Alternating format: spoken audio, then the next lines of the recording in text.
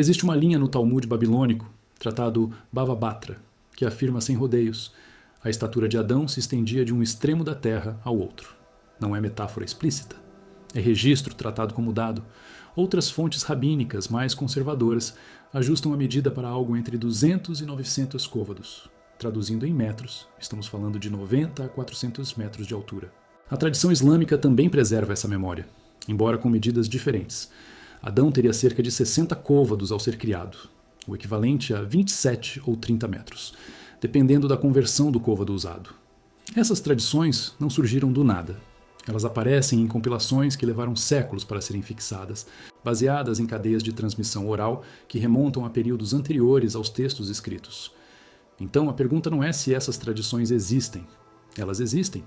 A pergunta é: o que elas registram? Memória cultural de algo real? Alegoria teológica sobre perfeição perdida? Tentativa de explicar ruínas ciclópicas que ninguém na época conseguia atribuir? Ou simplesmente um mito de origem compartilhado por várias culturas, desconectado de qualquer evento histórico?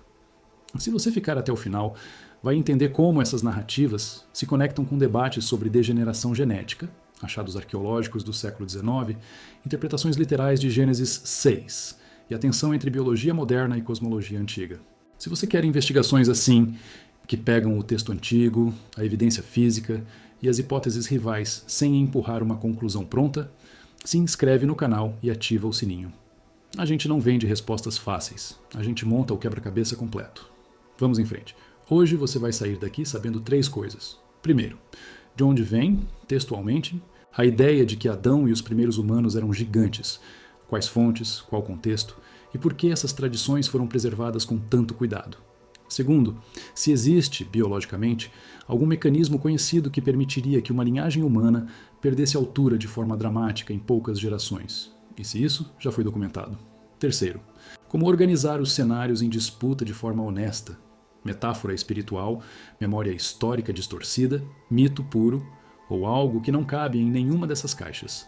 Ao final, você não vai ter uma resposta única, mas vai ter critérios melhores para avaliar qual explicação se sustenta melhor sob pressão, e vai entender por que esse debate nunca foi só sobre altura, ele sempre foi sobre identidade, queda, e até onde uma tradição pode ser tomada como registro.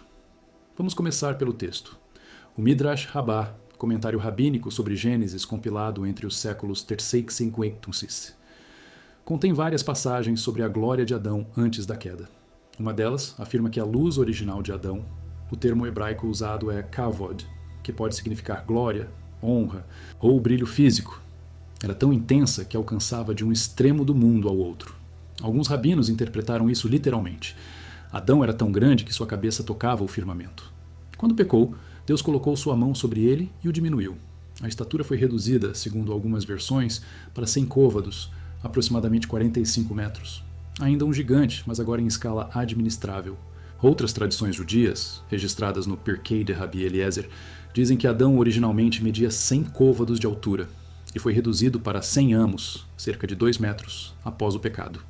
Aqui já temos variação interna. As tradições discordam sobre quanto Adão encolheu, mas concordam no princípio. Houve uma redução física associada à queda moral. Por que isso importa? Porque não estamos falando de um texto isolado.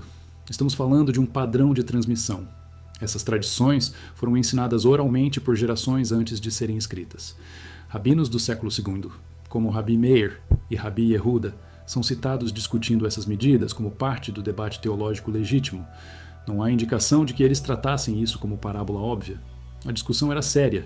Quanto exatamente Adão encolheu? Quando isso aconteceu? Foi instantâneo ou gradual? Se for alegoria, é uma alegoria que foi debatida com precisão numérica por séculos. E isso nos leva a uma questão metodológica.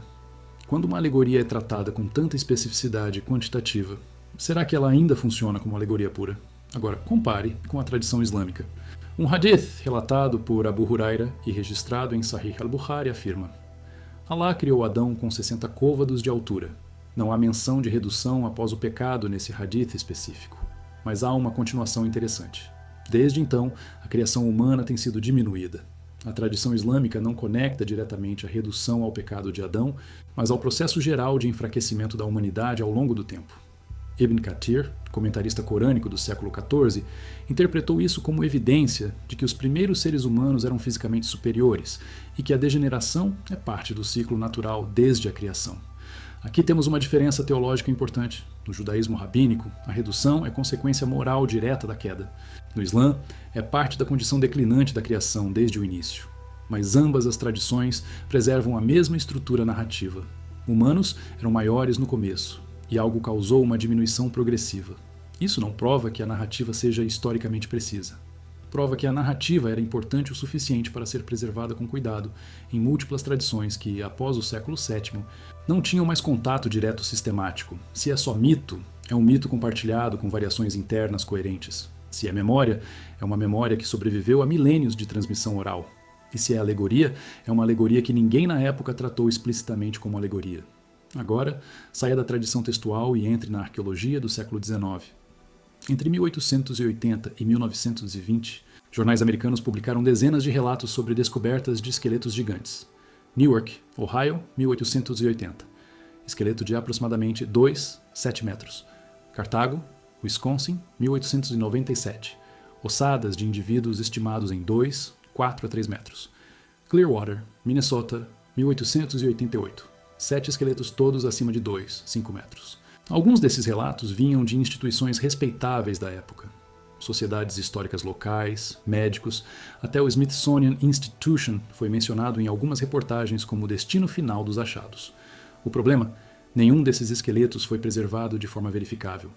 Não há ossos em museus hoje que correspondam a essas descrições. Não há fotografias conclusivas. O Smithsonian, quando questionado décadas depois, negou ter qualquer registro de gigantes em suas coleções. Aqui entra a primeira bifurcação interpretativa. Cenário A: fraude e exagero. O século XIX foi a era de ouro dos esquemas de exibição. O Cardiff Giant, descoberto em 1869 em Nova York, era uma estátua de gesso enterrada propositalmente para ser descoberta e exibida como gigante petrificado. Gerou lucro imediato. Outros hoaxes seguiram. Jornais da época tinham pouco rigor factual e muita demanda por sensacionalismo. Esqueletos de pessoas com gigantismo patológico, acromegalia, síndrome de Sotos, podem ter sido interpretados erroneamente como evidência de raça antiga. Conclusão: os relatos são lixo. Cenário B: supressão ativa. Algumas vozes alternativas argumentam que o Smithsonian deliberadamente descartou ou ocultou esses achados porque eles não se encaixavam na narrativa evolucionista emergente.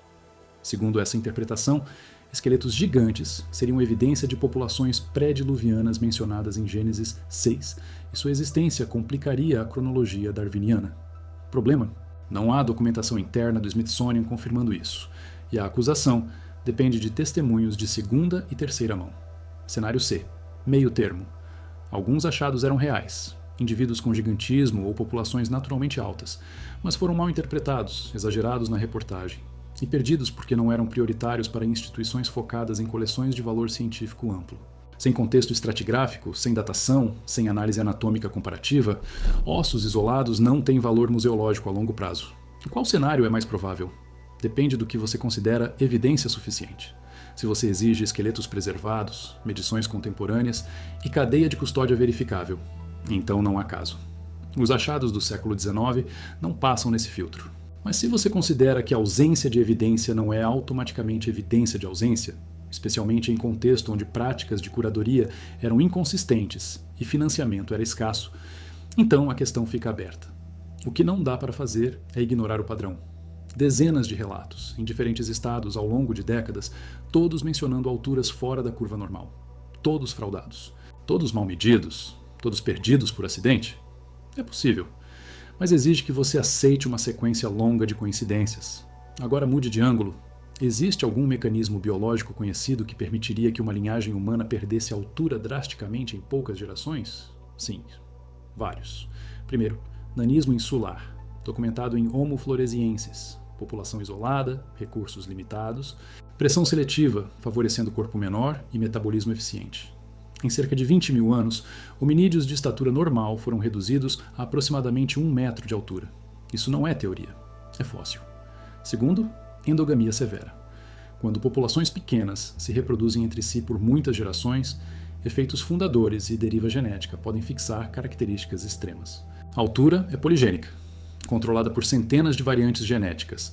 Se uma população fundadora pequena carrega predominantemente variantes para baixa estatura, e não há influxo genético externo, a média da população cai rapidamente. Terceiro, estresse nutricional crônico. Populações submetidas à fome prolongada, especialmente nas primeiras gerações após uma mudança drástica de ambiente ou dieta, podem experimentar redução de estatura média em 10 a 15 centímetros, em apenas 3 a 5 gerações. Isso foi documentado em imigrantes europeus na América do Norte no século XIX e em populações japonesas pós-Segunda Guerra. Quarto, epigenética. Mudanças no ambiente podem ativar ou desativar genes sem alterar a sequência de DNA. Estresse, toxinas, dieta pobre em proteínas. Todos esses fatores podem suprimir a expressão de genes ligados ao crescimento. E essas supressões podem ser parcialmente herdadas por uma ou 2 gerações. Nenhum desses mecanismos, sozinho, explicaria uma redução de 4 metros para 8 metros em poucas gerações. Mas, combinados, empire endogamia severa, estresse nutricional extremo, ambiente hostil e efeito fundador. E você tem um motor de mudança fenotípica rápida. A questão não é se é possível. A questão é, isso aconteceu? E se aconteceu, ficou algum registro além das tradições textuais? Aqui entra uma contradição interessante. A Bíblia hebraica não diz explicitamente que Adão era gigante. Gênesis 1 e 3 não fornece medidas. A estatura de Adão não é mencionada. Então, de onde os rabinos tiraram essa ideia? 2 possibilidades. Primeira, inferência a partir de Gênesis 6, que menciona os Nefilim, os Giborim de antigamente, homens de renome. Giborim pode ser traduzido como poderosos ou gigantes, dependendo do contexto. Se os Nefilim eram gigantes e eles aparecem naqueles dias, antes do dilúvio, então talvez a humanidade pré-diluviana em geral fosse de maior estatura. Segunda possibilidade, tradição oral paralela. O judaísmo rabínico não depende apenas do texto bíblico. Há uma tradição oral, Torá oral, que supostamente remonta a Moisés e foi transmitida paralelamente ao texto escrito. Se essa tradição continha detalhes sobre a estatura de Adão, então os rabinos não estavam inventando, estavam registrando. Mas isso nos leva a outro problema. Como verificar uma tradição oral milenar? Você não pode. Ou você aceita a cadeia de transmissão como confiável, ou você a rejeita. Não há meio termo metodológico. E aqui está a atenção. Tradições orais preservam memórias com fidelidade impressionante em algumas culturas. Aborígenes australianos têm tradições orais sobre mudanças no nível do mar que foram confirmadas por geologia, eventos de 10 mil anos atrás. Povos do Pacífico têm tradições de navegação que preservam detalhes sobre rotas e constelações por mais de 1000 anos sem escrita. Então, tradição oral não é automaticamente não confiável, mas também não é automaticamente confiável. Depende da cultura de transmissão, do valor atribuído à precisão e da presença ou ausência de mecanismos de correção. No judaísmo rabínico havia mecanismos. Rabinos discordavam publicamente quando uma tradição parecia inconsistente. Debates eram registrados, variantes eram anotadas. Isso é diferente de uma tradição que passa de geração em geração sem crítica interna. Mas ainda não é prova de que o conteúdo seja historicamente preciso. Só prova que o processo de transmissão tinha rigor. Vamos agora ao cristianismo primitivo. Os pais da igreja, Irineu, Clemente de Alexandria, Orígenes, não falam muito sobre a estatura física de Adão, mas eles falam muito sobre a perda de imortalidade, a corrupção da carne e a degeneração do corpo humano após a queda. Irineu, no século II, argumenta que antes da queda, Adão possuía um corpo glorificado, semelhante ao corpo ressurreto de Cristo.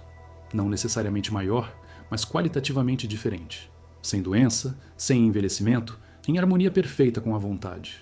A queda introduziu a mortalidade, e com ela todas as limitações físicas que conhecemos. Orígenes vai mais longe. Ele sugere que a túnica de pele que Deus deu a Adão e Eva, Gênesis 3, 21, não era uma roupa literal, mas o próprio corpo físico denso que temos agora. Antes disso, os primeiros humanos teriam corpos espirituais, ou etéreos. Isso é claramente alegoria. Orígenes não está dizendo que Adão era maior. Está dizendo que Adão era ontologicamente diferente, mas a estrutura narrativa é a mesma. Havia uma condição superior, e houve uma queda para uma condição inferior. A questão física, tamanho, e a questão ontológica, natureza, estão entrelaçadas. Agora conecte isso com a biologia moderna. Sabemos que a altura humana tem um componente genético forte, cerca de 80% da variação é herdável, mas também um componente ambiental significativo. Populações geneticamente idênticas, criadas em ambientes diferentes, podem ter médias de altura separadas por 10 a 15 centímetros. Sabemos que a altura média humana tem flutuado historicamente. Europeus da Idade Média eram, em média, 5 a 8 centímetros mais baixos que europeus do século XXI. Caçadores-coletores paleolíticos eram frequentemente mais altos que agricultores neolíticos iniciais. Mudança atribuída à dieta menos diversificada e maior carga de doenças após a Revolução Agrícola. Então, há precedente histórico para mudanças rápidas de altura média. Mas todas essas mudanças ficam dentro de uma faixa de 10 a 20 centímetros. Nada que se aproxime de metros. Então, se você quer defender literalmente que Adão tinha 4 metros ou mais, você precisa de um mecanismo que não existe na biologia conhecida. A não ser que você argumente que a biologia conhecida não cobre todas as possibilidades, que havia fatores presentes no passado, ambiente radicalmente diferente, atmosfera com mais oxigênio, campo gravitacional alterado, genética humana original mais plástica, que não existem mais. Essa linha de argumento aparece em círculos criacionistas de Terra Jovem. A ideia é que o mundo pré-diluviano era fundamentalmente diferente. Mais oxigênio, mais pressão atmosférica, talvez uma camada de vapor d'água, a expansão de Gênesis 1, que criava efeito estufa global. Sob essas condições, organismos cresceriam mais. Há evidência para isso? Parcial. Durante o Carbonífero, havia insetos gigantes, libélulas com 70 centímetros de envergadura, porque os níveis de oxigênio eram cerca de 35%, comparados aos 21% atuais. Mais oxigênio permite metabolismo mais eficiente, o que permite corpos maiores em artrópodes. Mas aplicar isso a mamíferos é mais complicado. Mamíferos têm sistemas circulatórios fechados e pulmões eficientes. Oxigênio extra não limitaria o tamanho da mesma forma.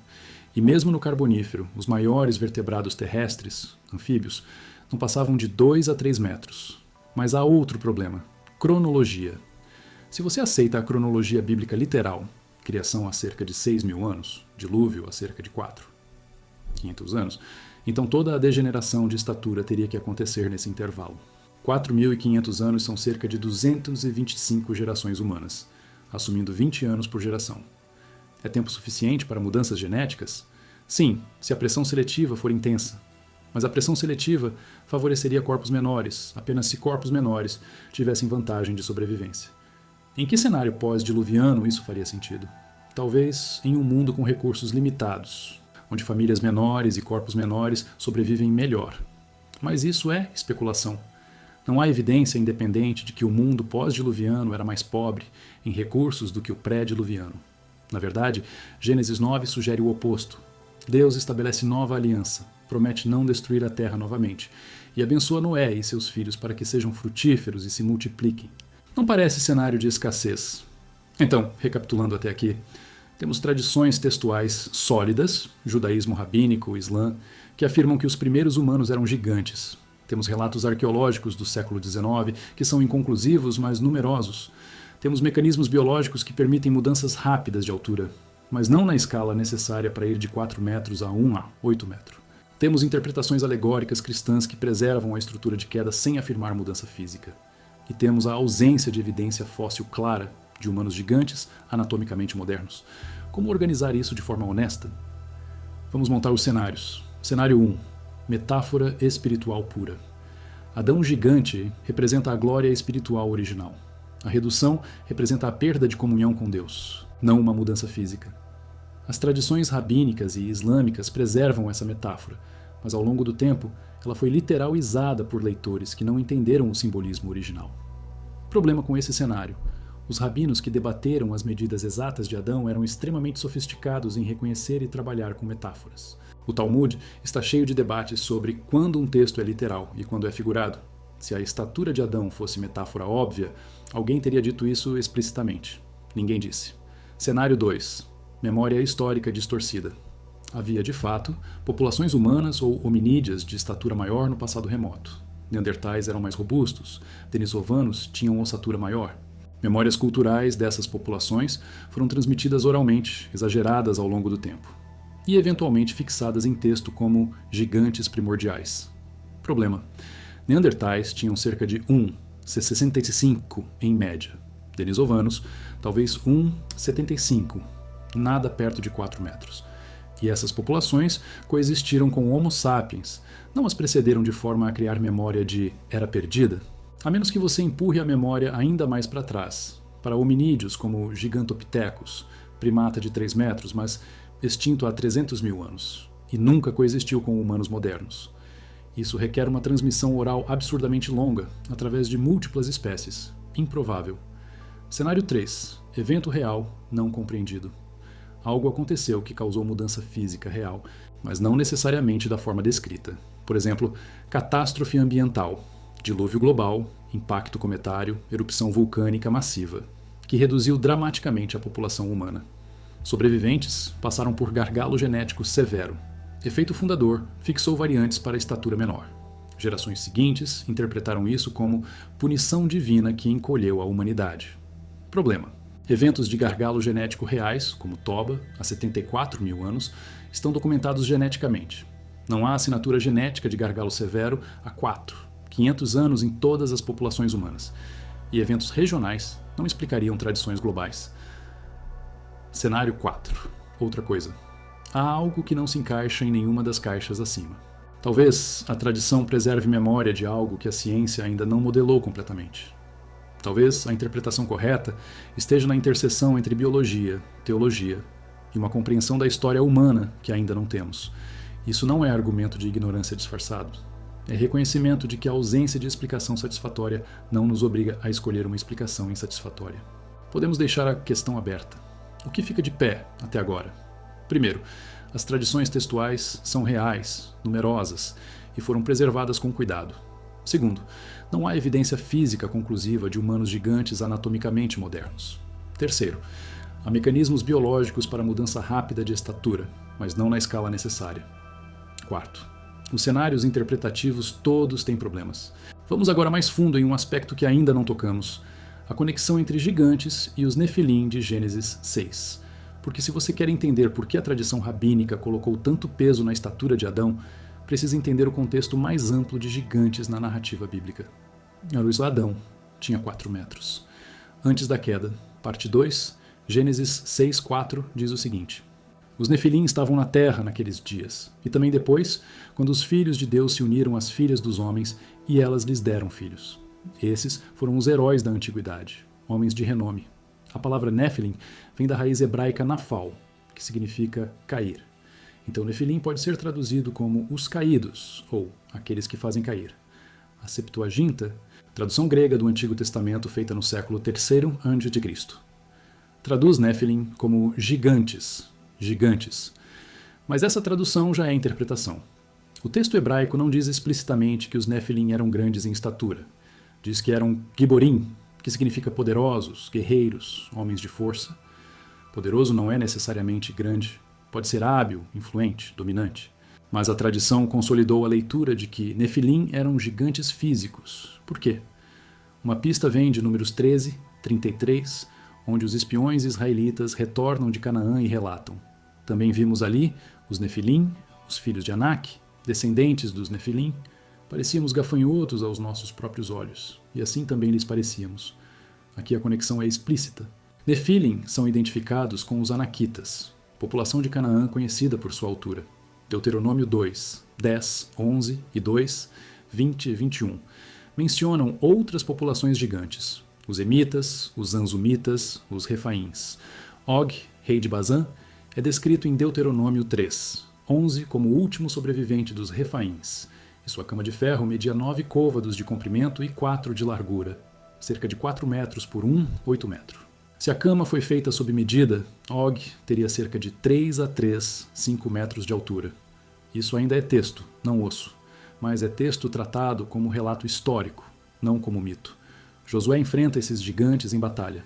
Davi enfrenta Golias, filisteu de Gat, com 6 côvados e 1 palmo, cerca de 2, 9 metros. Novamente, descrição tratada como factual. Então, dentro da narrativa bíblica, há uma linha clara. Nefilim pré-diluvianos, populações gigantes pós-diluvianas, anaquitas, refaíns, indivíduos gigantes isolados, Og, Golias. A tradição rabínica fez a ponte reversa. Se Nefilim eram gigantes, e se eles aparecem naqueles dias, antes do dilúvio, então talvez toda a humanidade pré-diluviana fosse de maior estatura, com o Nefilim sendo apenas os mais extremos. E se a humanidade pré-diluviana era maior, então Adão, o primeiro humano, deveria ser o maior de todos. É inferência lógica dentro de um framework narrativo. Não é arbitrário. É tentativa de construir uma cosmologia coerente a partir de fragmentos textuais. Mas aqui entra a arqueologia de novo, agora com mais foco. Anaquitas e Refaíns existiram? Há evidência extra-bíblica? Não direta. Não há inscrições que digam nós somos os Refaíns. Mas há evidência de populações na região de Canaã e Transjordânia com características distintas. Sítios arqueológicos em Bazã, região de Og, mostram construções megalíticas, estruturas de pedra maciça, incluindo dólmens e fortificações com blocos de várias toneladas. A técnica é consistente com o que a Bíblia descreve como cidades fortificadas dos gigantes, mas grandes blocos de pedra não provam que os construtores eram fisicamente grandes, provam apenas que tinham técnica, organização e tempo. Egípcios moveram blocos de 80 toneladas sem serem gigantes. Mesma coisa para construtores de Stonehenge, de Sacsayhuaman, de Baalbek. Ainda assim, há um detalhe que vale a atenção. Algumas das estruturas megalíticas em Bazã têm portas e passagens com altura incomum, 3 a 5 metros de altura. Isso está acima da norma funcional. Portas de 2 a 5 metros, acomodam confortavelmente qualquer população humana conhecida. Por que construir passagens de 3, 5 metros? 3 possibilidades. Primeira, eram entradas monumentais, projetadas para impressionar, não para uso diário. Templos e palácios em todo o mundo antigo têm entradas exageradas. Segunda, eram construídas para acomodar procissões com ídolos ou estandartes altos. Terceira, eram construídas por e para pessoas realmente altas. Sem escavação sistemática e sem restos ósseos em contexto, não dá para decidir entre essas opções. Mas a terceira opção não pode ser descartada apenas por ser inconveniente. Agora, vamos para Golias. Segundo 1 Samuel 17, 4. Golias media 6 côvados e 1 palmo. Côvado é a distância do cotovelo à ponta do dedo médio, cerca de 45 a 52 centímetros, dependendo da população. Palmo é a largura da mão aberta, cerca de 22 centímetros. Somando, Golias teria entre 2, 9 e 3, 2 metros, dependendo da conversão. Alguns manuscritos antigos, como a Septuaginta e um fragmento de Qumran, trazem a medida como 4 côvados e 1 palmo, cerca de 2 a 3 metros. Essa é uma diferença textual importante. Se Golias tinha 2, 3 metros, ele está dentro da faixa de gigantismo patológico moderno. Robert Wadlow, o homem mais alto já registrado com medição confiável, tinha 2,72 metros. Então 3 metros é excepcional, mas biologicamente possível sem invocar nada fora do normal. Mas se Golias tinha 3 metros, ele está fora da curva conhecida. Nenhum humano moderno atingiu 3 metros de altura de forma saudável. Wadlow tinha acromegalia e morreu aos 22 anos por complicações. 3 metros exigiria um sistema esquelético e cardiovascular que não vemos hoje. Mas não vemos hoje não significa nunca existiu.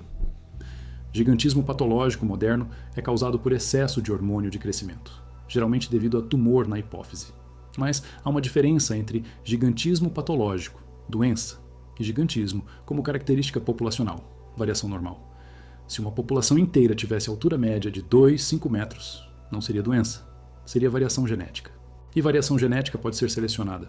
Se um grupo de indivíduos geneticamente predispostos a alta estatura se isolou, se reproduziu entre si e enfrentou pressão seletiva que favoreceu a altura, por exemplo, vantagem em combate, prestígio social, acesso preferencial a parceiros, então em poucas gerações você teria uma população de gigantes. Isso é biologia evolutiva básica. A questão é, isso aconteceu? E se aconteceu, por que não sobreviveu? Uma resposta possível está em Números 13. Quando os espiões voltam de Canaã, eles relatam que a terra devora seus habitantes. Interpretação tradicional. Era uma terra difícil, com guerras constantes, doenças, ambiente hostil. Se os anaquitas eram uma população isolada de alta estatura, eles poderiam ter enfrentado problemas biológicos. Gigantismo vem com custos, necessidade de mais comida, estresse nas articulações, problemas cardíacos, expectativa de vida reduzida. Se o ambiente se tornou mais difícil, mudança climática, escassez de recursos, pressão militar de povos menores, mas mais numerosos, os gigantes teriam desvantagem. Populações menores, mais ágeis, com metabolismo mais eficiente, venceriam a longo prazo. Isso explicaria a extinção das linhagens gigantes sem precisar invocar intervenção divina direta. É seleção natural. Mas essa explicação depende de aceitar que as linhagens existiram, e até agora não temos ossos. Então, por que não temos ossos? 4 possibilidades. Primeira, nunca existiram. Os relatos são exagero ou mito. Segunda, existiram, mas seus ossos não fossilizaram ou não foram encontrados. Fossilização é rara. Condições específicas de sedimentação, química da água, ausência de necrófagos. A maioria dos organismos que já viveram não deixou fósseis. Populações pequenas em regiões específicas têm chance baixa de preservação. Terceira, existiram, foram encontrados, mas foram descartados ou mal identificados. Ossos sem contexto arqueológico claro, em épocas onde paleontologia e arqueologia eram disciplinas jovens, poderiam ter sido jogados fora ou perdidos. Quarta, existiram, foram encontrados e estão guardados, mas não são acessíveis ao público por razões institucionais, políticas ou ideológicas. Essa é a hipótese da supressão que já mencionamos, sem documentação interna verificável. Ela permanece hipótese. Vamos agora a uma linha diferente. Tradições culturais fora da Bíblia. Gigantes aparecem em mitologias de quase todas as culturas antigas. Grécia. Titãs e gigantes que guerrearam contra os deuses olímpicos. Nórdicos. Jotnar. Gigantes de gelo e fogo que antecederam os Aesir. Hindus. Daityas e Danavas. Gigantes demoníacos que lutaram contra os Devas. Mesoamérica. Kina-Metsin. Raça de gigantes que viveu em eras anteriores, segundo as tradições astecas.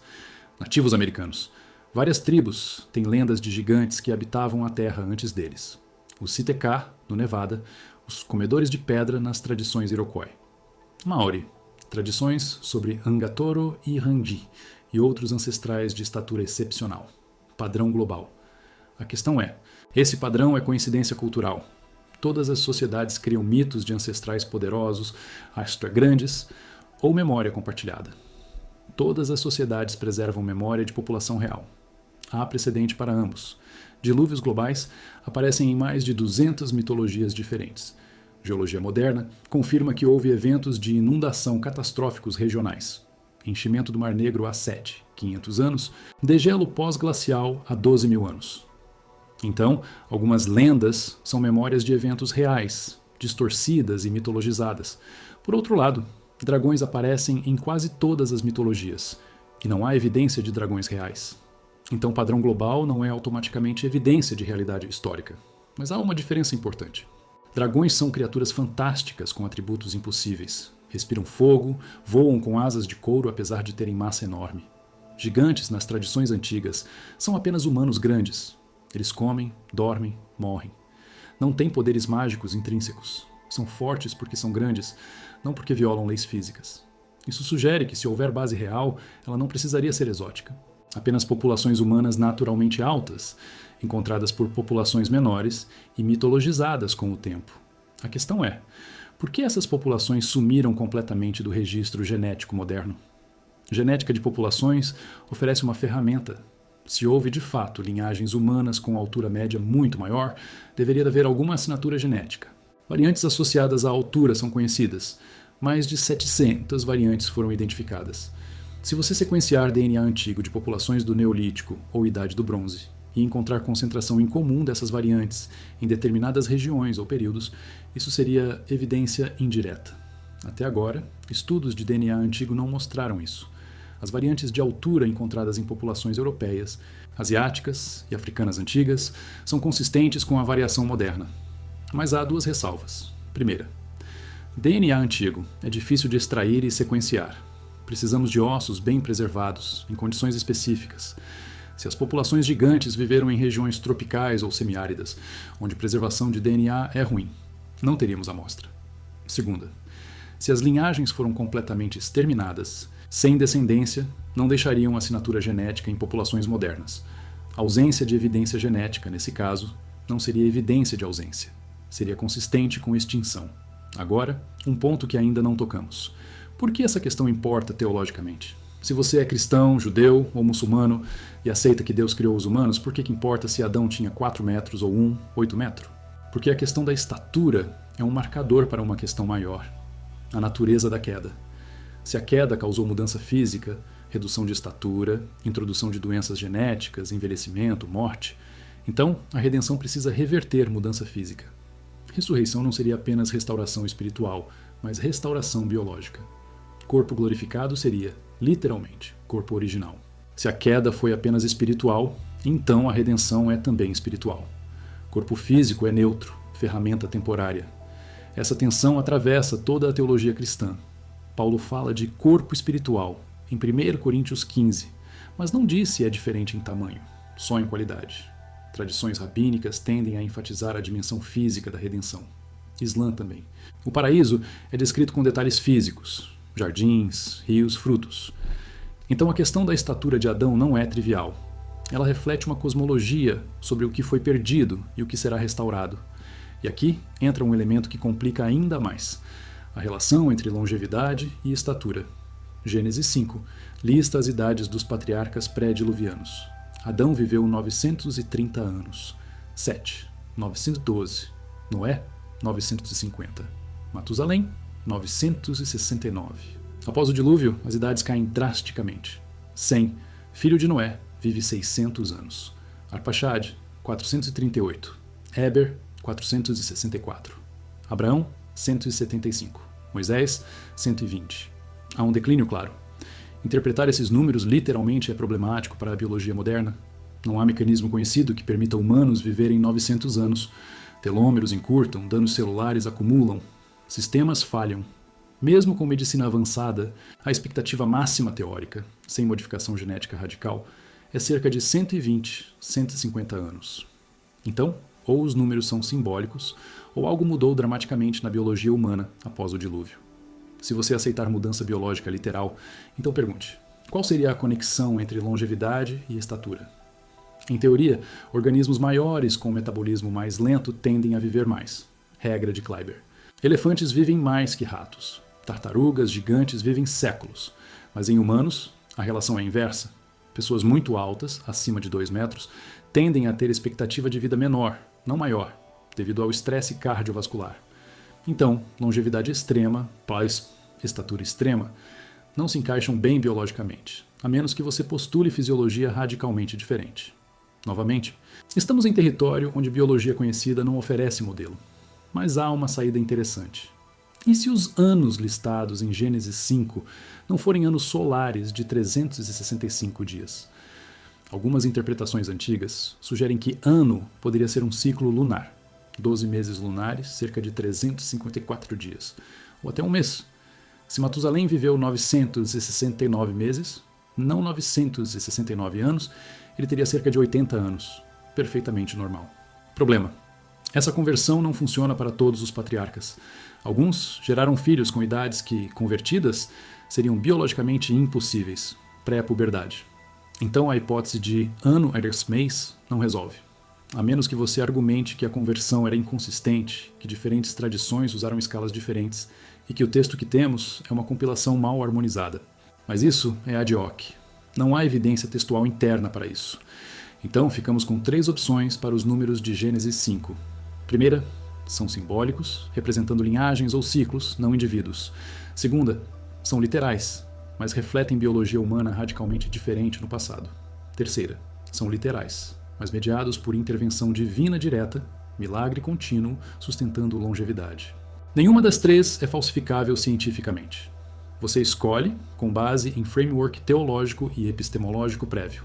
Agora, conecte longevidade com estatura de novo. Se você aceita que houve degeneração biológica após a queda, então seria coerente esperar que estatura e longevidade caíssem juntas. E é exatamente isso que as tradições rabínicas sugerem. Adão era grande e viveu muito. Gerações pós-diluvianas são menores e vivem menos.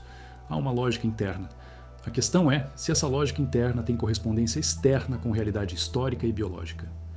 Vamos agora a um dado que poucas pessoas conhecem. Existem relatos medievais europeus de achados de ossos gigantes. Não estou falando do século XIX americano. Estou falando de crônicas do século VI ao XIV, na Europa. Gregório de Tours, bispo e historiador do século VI, relata a descoberta de ossos de tamanho excepcional em uma tumba aberta em Tarascon, França.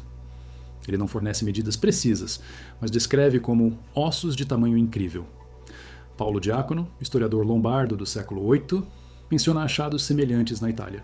Crônicas medievais inglesas relatam descobertas de ossos de gigantes antigos durante escavações de fundações de igrejas. Esses relatos são tratados como curiosidades, não como tentativas de fraude. Não havia incentivo financeiro para inventar gigantes na Idade Média. Não havia público pagante. A interpretação óbvia é que eram ossos de megafauna pleistocênica, mamutes, rinocerontes lanudos, ursos das cavernas. Europeus medievais não tinham referência para esses animais extintos. Um fêmur de mamute é enorme, e sem o contexto do esqueleto completo, poderia ser interpretado como osso humano gigante. Isso é quase certamente o que aconteceu na maioria dos casos. Mas maioria não é todos. E aqui está a questão irritante. Alguns desses relatos descrevem não apenas ossos grandes, mas ossos em configuração claramente humana. Crânios, mandíbulas, dentição. Difícil confundir crânio humano com crânio de mamute. A menos que você argumente que os cronistas medievais eram completamente incompetentes em anatomia comparativa. Possível, mas não garantido. Alguns desses cronistas eram médicos ou tinham educação em ciências naturais da época. Então temos camadas de incerteza. Relatos textuais antigos, Talmud, Gênesis, sobre estatura. Relatos medievais sobre achados de ossos. Relatos do século XIX sobre esqueletos. Nenhum com evidência física verificável hoje. Ou houve uma sequência extraordinária de perdas, erros e fraudes que acidentalmente criaram um padrão coerente. Ou houve algo real que foi mal interpretado, exagerado e mitificado. Ou houve algo real que foi sistematicamente ignorado ou suprimido. Sem mais dados, não dá para decidir com certeza. Mas vamos ser honestos sobre o ônus da prova. Se você afirma que humanos gigantes existiram, você precisa de ossos. Não relatos. Ossos. Ossos datados, em contexto arqueológico claro, com análise anatômica que confirme que são Homo sapiens, não outra espécie ou megafauna. Até agora, não temos isso. Então a posição padrão, cientificamente, é ceticismo. Mas ceticismo não é o mesmo que certeza de inexistência. É apenas a suspensão de crença, até que evidência suficiente apareça. E suspensão de crença deveria ir nos dois sentidos. Não aceitar existência sem prova, mas também não afirmar impossibilidade sem ter examinado todas as possibilidades. Você lê essas tradições sobre Adão gigante como metáfora espiritual, memória histórica distorcida, mistura das duas ou outra coisa? O que te convence mais? A falta de ossos ou a persistência das tradições textuais? Deixa nos comentários. A gente lê tudo. Agora vamos ao que talvez seja o aspecto mais intrigante. A geografia dos gigantes.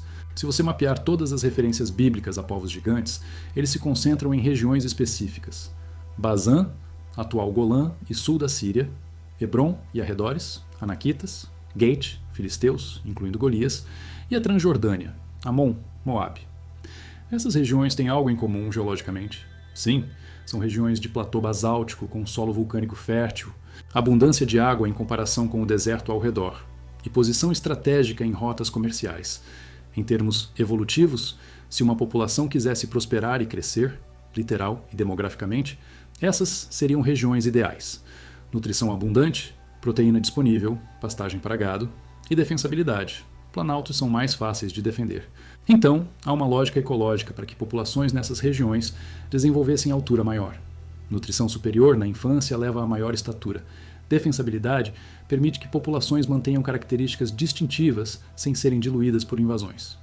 Prestígio, controle de rotas comerciais, permite que guerreiros altos tenham vantagem sexual, escolha de parceiras, fixando genes de altura. Dentro de 20 a 30 gerações, 500 a 750 anos, você poderia ter uma população com média de altura 15 a 25 centímetros acima das populações vizinhas. Não é 4 metros, mas é o suficiente para que, em combate, pareçam gigantes. Um guerreiro de 2 metros, usando armadura, capacete com penacho e em posição elevada, planalto, poderia facilmente ser percebido e relatado como gigante por soldados de 65 metros de altura média. Exagero na transmissão faz o resto. Essa é uma explicação naturalista parcimoniosa. Explica o padrão geográfico, o padrão textual e não requer violação de biologia conhecida. Mas tem um problema. Não explica por que essas populações sumiram completamente. Se era só vantagem genética em regiões específicas, os genes deveriam ter se espalhado quando as populações se misturaram. Deveríamos ver bolsões de alta estatura nessas regiões até hoje. E não vemos, Populações modernas no Golã, em Hebron, na Transjordânia, têm altura média consistente com vizinhos. Então, ou houve substituição populacional completa, novos povos exterminaram ou expulsaram os antigos, ou a vantagem de altura era dependente de contexto específico que deixou de existir, dieta, estilo de vida, ou havia algo mais acontecendo. E aqui entra o dilúvio de novo. Se você aceita a narrativa bíblica como histórica, então o dilúvio é um reset populacional. Toda a humanidade, exceto Noé e família, é exterminada. Após o dilúvio, as populações se reconstroem a partir de um gargalo genético severo. Todos os humanos pós-diluvianos descendem de Noé, seus 3 filhos, Sem, Cã, Jafé, e suas esposas. Isso é um gargalo de 7 indivíduos reprodutores, ou 4, se contar só os homens como transmissores do nome da linhagem. Geneticamente, isso seria catastrófico. Diversidade genética despencaria. Efeitos fundadores fixariam características aleatórias. Se Noé e família eram de estatura moderada, nada no texto diz que eram gigantes, então todos os descendentes teriam estatura moderada, independentemente das características da população pré-diluviana. Mas espere, Gênesis 6:4 diz que os Néfilim estavam na terra naqueles dias e também depois. Depois do quê? Depois do dilúvio? Se sim, então algumas linhagens de Nefilim sobreviveram. Como? 3 possibilidades dentro da narrativa. Primeira, uma das esposas dos filhos de Noé carregava genética Nefilim. Se Nefilim eram híbridos de filhos de Deus e filhas dos homens, então híbridos poderiam ter filhas, que se casaram com os filhos de Noé. Segunda, filhos de Deus voltaram a se unir com filhas dos homens após o dilúvio, criando nova geração de Néfilim. Terceira, depois se refere ao período imediatamente antes do dilúvio, não após. Ambiguidade textual. Cada possibilidade leva a uma teologia diferente sobre a natureza dos Nefilim, o escopo do julgamento divino e a origem dos povos gigantes pós-diluvianos. Agora saia da narrativa por um segundo e pergunte: e se o dilúvio não foi global, mas regional? Há tradições judaicas alternativas, como a interpretação de Isaac de Laperer, no século XVII, que sugerem que o dilúvio cobriu apenas a região habitada pela linhagem de Adão, não a terra inteira. Populações em outras regiões, Ásia, África subsaariana, Américas, não foram afetadas. Isso resolveria o problema da diversidade genética, não houve gargalo global, e permitiria que diferentes populações, incluindo possíveis linhagens de estatura maior, sobrevivessem. Mas cria outros problemas teológicos. Se o dilúvio foi regional, então o julgamento de Deus foi parcial, e humanos fora da região não descendem de Adão, o que quebra a doutrina do pecado original e da redenção universal através de Cristo. Teologicamente complicado. Então a maioria das tradições cristãs rejeita essa leitura. Recapitulando o que temos até agora: tradições textuais sólidas sobre gigantes e redução de estatura. Ausência de evidência física verificável moderna. Mecanismos biológicos que permitem mudança de estatura, mas não na escala necessária. Padrão geográfico que faz sentido ecologicamente. Tensão entre narrativa bíblica de dilúvio global e genética de populações moderna. E uma série de cenários interpretativos, todos com pontos fortes e fracos. Vamos agora ao que falta: a interpretação espiritual pura. E se de fato toda a tradição sobre a estatura física for código para a realidade espiritual? Adão, gigante. Adão em comunhão perfeita com Deus, refletindo plenamente a imagem divina. Redução de estatura tem perda da imagem divina, ou pelo menos obscurecimento dela. O rabino medieval Maimônides, em Guia dos Perplexos, argumenta que muitas passagens da Torá devem ser lidas alegoricamente, especialmente quando a leitura literal viola a razão ou a física conhecida. Ele não trata especificamente da estatura de Adão, mas a metodologia que ele estabelece permitiria leitura alegórica. Problema: nem todos os rabinos concordaram com Maimônides. Nachmanides, contemporâneo dele, defendeu leituras mais literais em vários pontos. Então, mesmo dentro do judaísmo medieval, não havia consenso sobre quanto alegoria aplicar. E aqui está a tensão real. Alegoria é ferramenta hermenêutica útil, mas também pode ser escape fácil. Sempre que um texto diz algo inconveniente ou difícil de verificar, declare que é alegoria e pronto. Mas se você fizer isso consistentemente, em algum momento o texto inteiro vira alegoria e você perde qualquer ancoragem em eventos históricos. E religiões abraâmicas dependem de ancoragem histórica. Êxodo aconteceu ou não? Ressurreição aconteceu ou não? Se tudo é alegoria, então fé vira filosofia.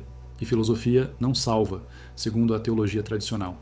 Então há resistência teológica legítima a alegorizar tudo. Queridos, Adão tinha 4 metros, antes da queda, parte 3. Mas há uma linha de defesa para a leitura literal que vale considerar: especificidade. Quando o Talmud debate se Adão media 100 ou 200 ou 900 côvados, quando discute se a redução foi instantânea ou gradual, quando preserva opiniões divergentes, mas todas dentro do framework de houve mudança física real, isso não soa como código alegórico, soa como tentativa de preservar detalhe histórico incerto. Alegoria não precisa de precisão numérica. Parábola de Jesus sobre o filho pródigo não especifica quantos denários ele gastou, porque não importa. O que importa é a estrutura moral. Mas quando rabinos debatem 100 ou 200 côvados, eles estão tratando o número como dado relevante. Isso sugere que, pelo menos na mente deles, havia algo objetivo sendo discutido, não apenas símbolo.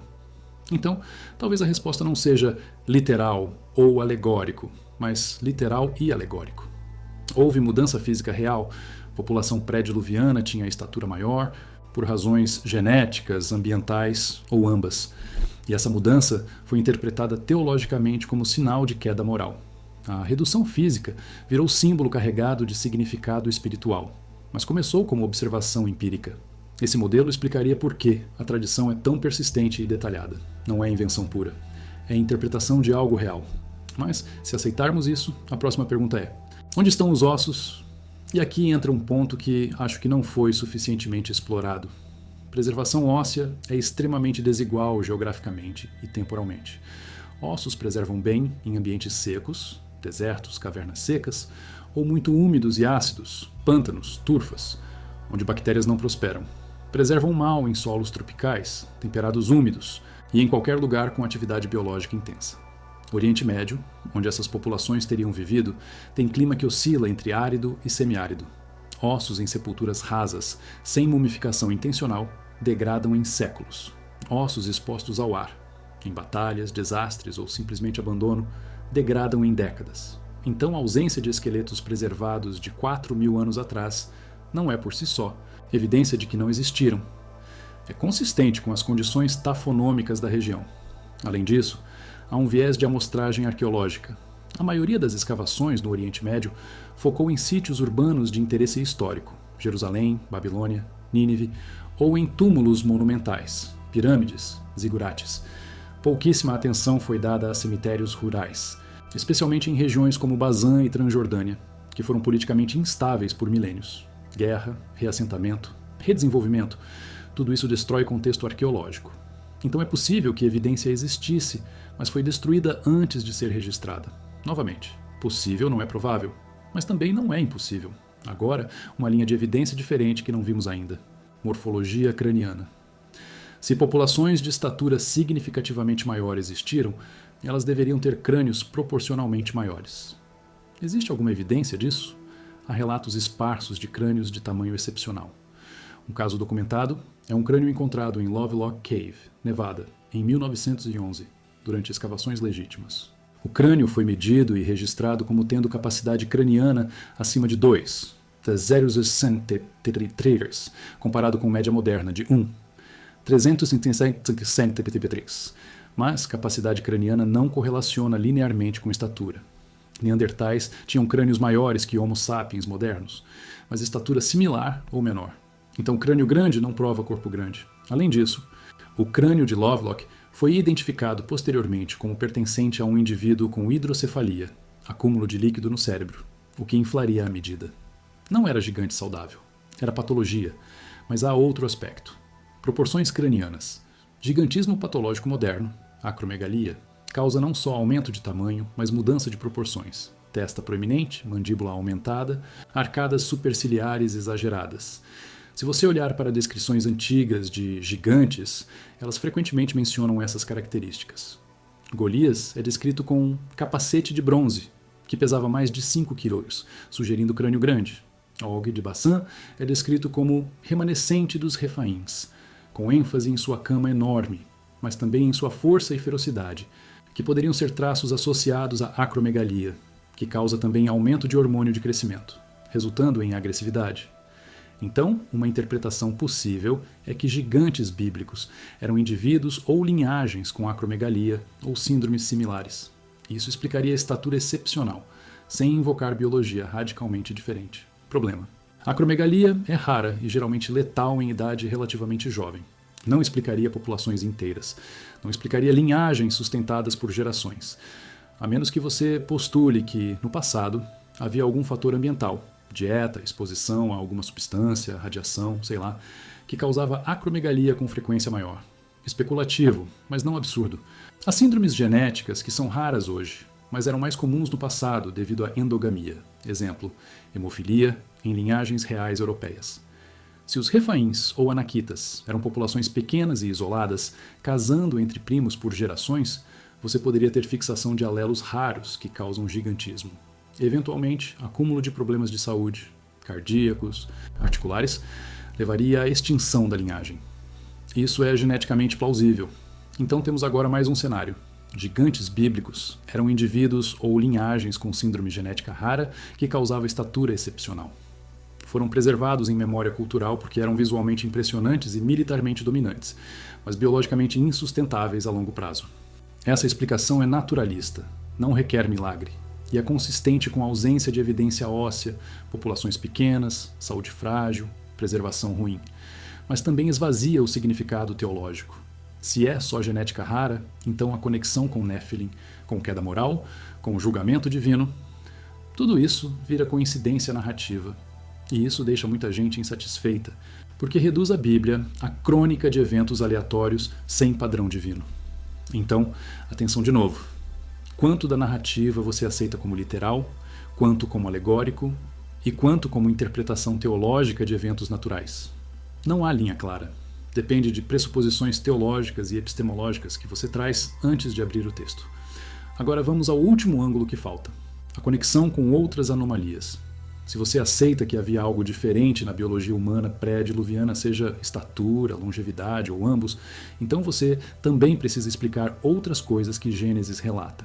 Por exemplo, Gênesis 6:3 diz que Deus estabeleceu um limite de 120 anos para a vida humana. Mas isso acontece antes do dilúvio. Então, por que os patriarcas pós-diluvianos ainda vivem mais de 120 anos? Sem viveu 600. Arpachad, 438. A transição para 120 anos não foi instantânea, foi gradual. Por quê? Se foi decreto divino, deveria ter sido imediato. Se foi processo biológico, precisa de mecanismo. Novamente, tensão entre narrativa e biologia. Outra anomalia. Gênesis 4:14 relata que Caim, após matar Abel, diz a Deus: "Todo aquele que me encontrar me matará."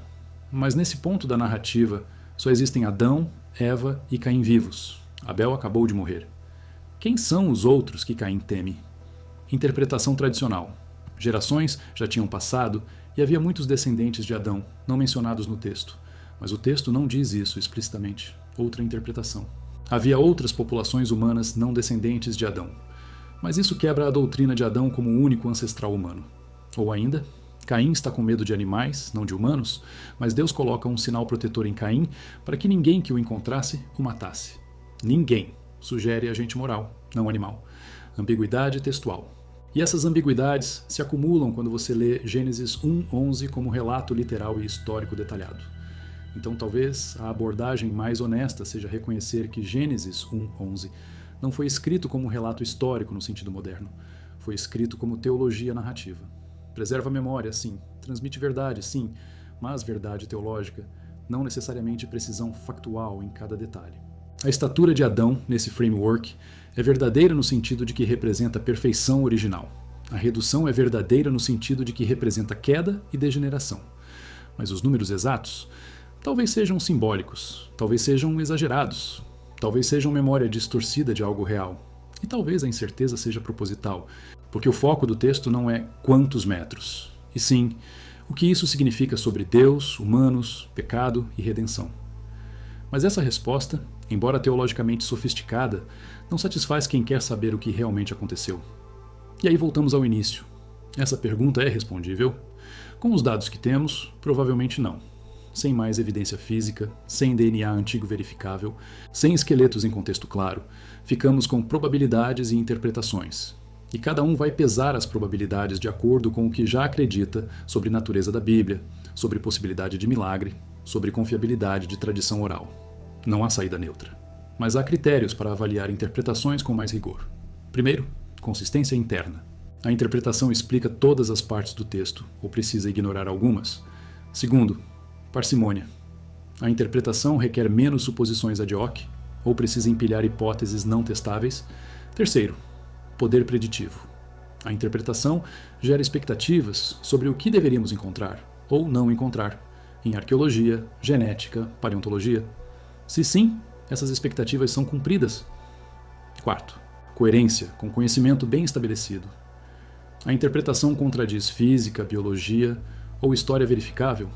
Se sim, a contradição é pequena, requer ajuste em detalhes, ou grande, requer reescrever ciência inteira.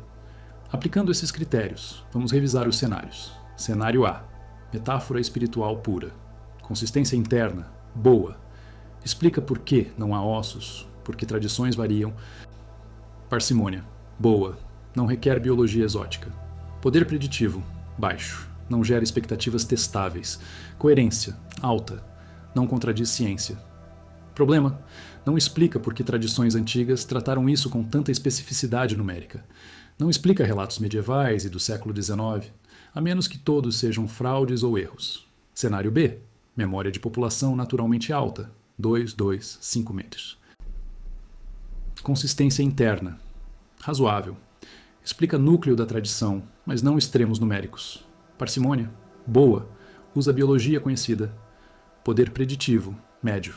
Deveria haver assinatura genética. Não há. Coerência. Alta. Problema. Não explica por que genes de altura não se espalharam. Não explica completamente os números textuais. Cenário C. Linhagem com síndrome genética. Acromegalia hereditária. Consistência interna. Razoável. Explica indivíduos extremos, mas não populações. Parcimônia. Boa. Poder preditivo. Médio. Deveria haver crânios com morfologia característica. Não confirmado. Coerência. Alta. Problema. Não explica sustentação de linhagem por gerações. Acromegalia severa é letal cedo. Cenário D. Biologia pré-diluviana radicalmente diferente. Terra jovem, criacionismo. Consistência interna. Boa dentro do framework teológico. Parcimônia. Baixa. Requer múltiplas suposições não testáveis. Atmosfera diferente, genética diferente, dilúvio global em 4. 500 anos atrás. Poder preditivo. Alto em teoria. Deveria haver evidência geológica de dilúvio global? Evidência fóssil de separação clara pré-pós-dilúvio. Debatido. Coerência. Baixa com geologia e biologia mainstream. Alta com leitura literal de Gênesis. Problema. Requer rejeitar ou reinterpretar grande parte da ciência moderna. Cenário. E. Mistura de real, plus teológico. Consistência interna. Variável. Depende de onde você traça a linha literal, alegórico. Parcimônia. Média. Requer reconhecer que tradições antigas misturavam observação com interpretação, sem separar claramente. Poder preditivo. Baixo. Difícil testar. Coerência. Variável. Problema. Metodologicamente difuso. Como decidir o que é real e o que é interpretação? Nenhum cenário é perfeito. Todos têm pontos fracos. Então a questão não é qual está certo, mas qual você acha que tem menos problemas graves. E a resposta a isso depende do que você considera problema grave. Se você prioriza coerência com ciência moderna, B ou C. Se você prioriza fidelidade ao texto e à tradição, D.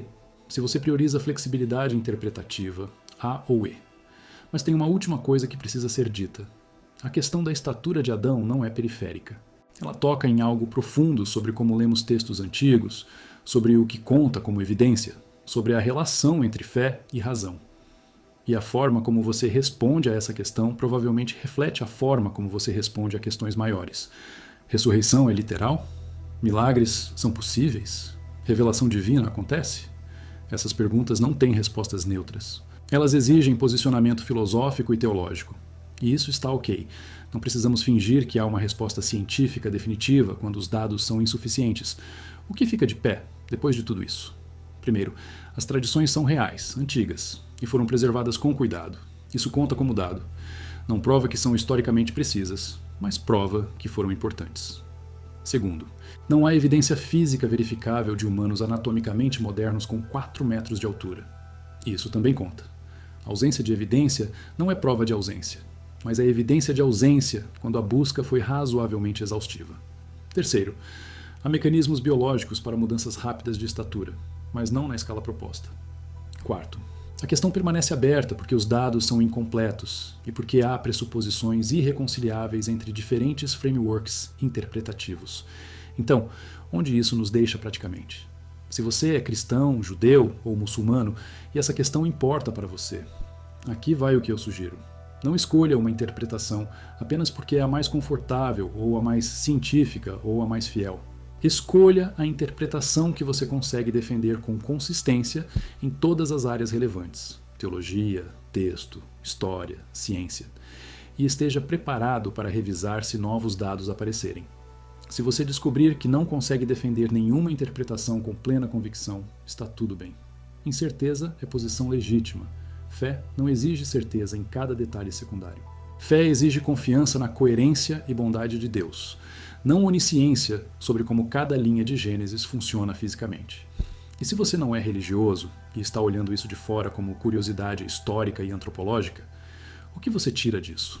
Que tradições antigas são complexas, que preservam camadas de significado histórico, teológico, moral, cultural, e que reduzi-las a mito ou fato é quase sempre simplificação excessiva.